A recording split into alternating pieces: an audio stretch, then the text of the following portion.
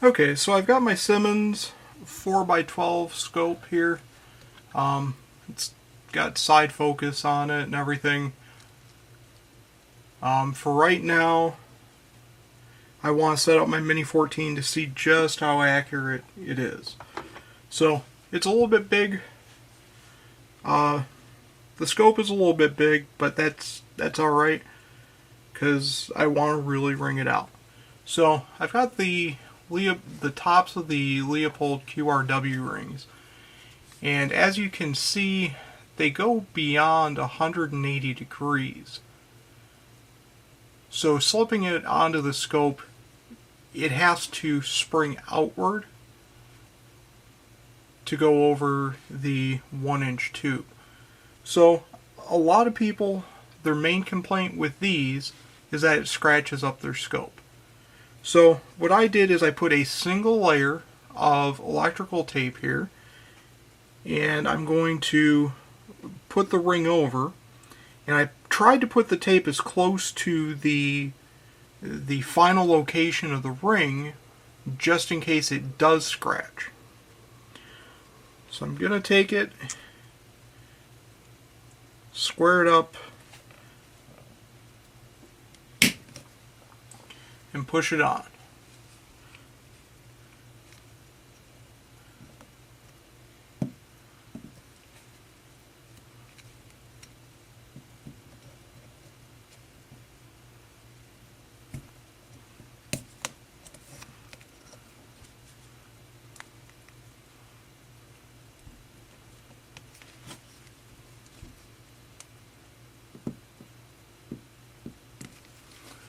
I can then slide the ring forward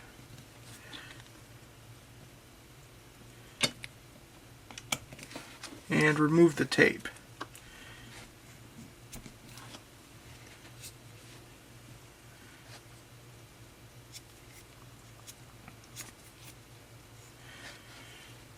And as you can see, it didn't leave a scratch at all. So I'm very happy with how that worked. So it left some tape residue, but big deal, right? So we'll go to the bell end of the scope and do the same thing. Line up the ring with the tape, press down firmly.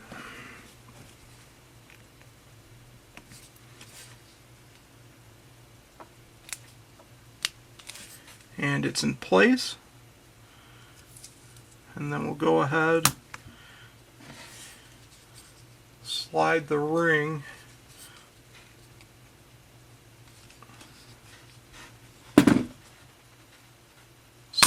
off of the tape and remove the tape.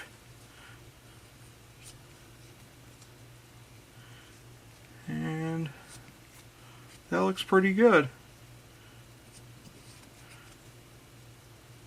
Little hint of a scratch right there, but really not much.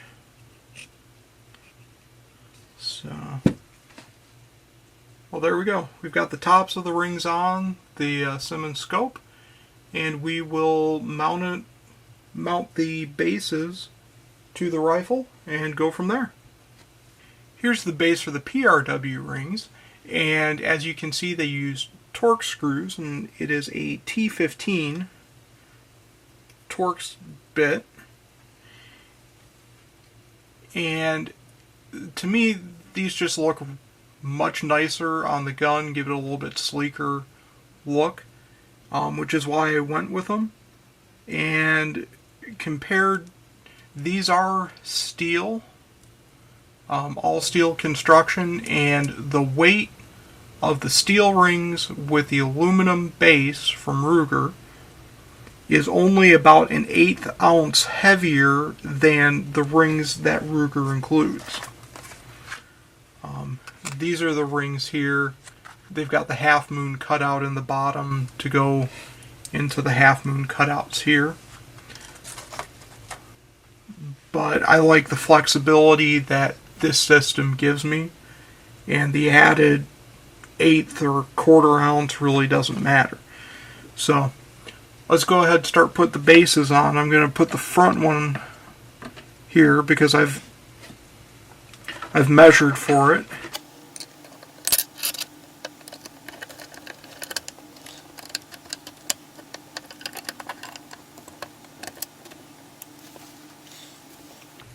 Alright, so I'm putting the front base one slot back because otherwise it hangs over the front too much.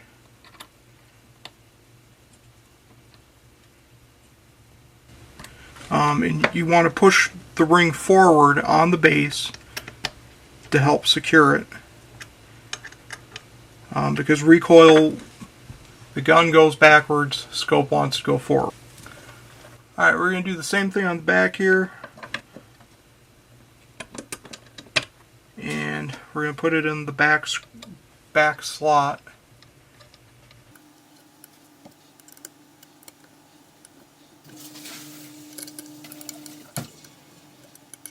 And again, I'm just kind of snugging these up.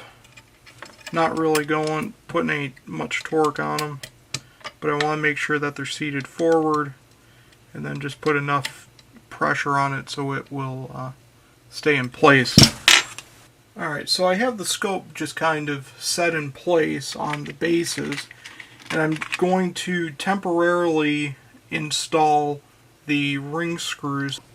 Okay, so what I went ahead and did is I tightened all the screws down to 10 inch-pounds, which is nowhere near their final torque. And what I'm going to do is put the receiver back into the stock and make sure that the position fore and aft is good.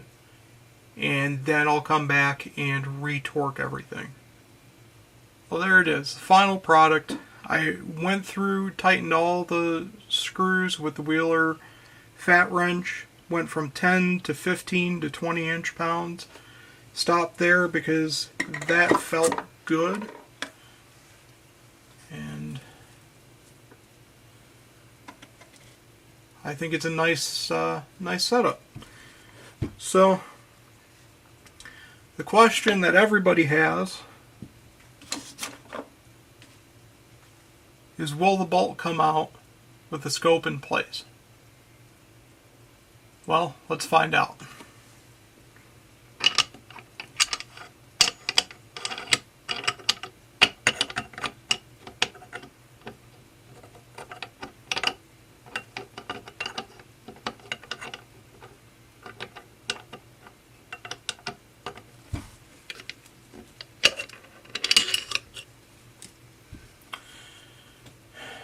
And the answer is yes.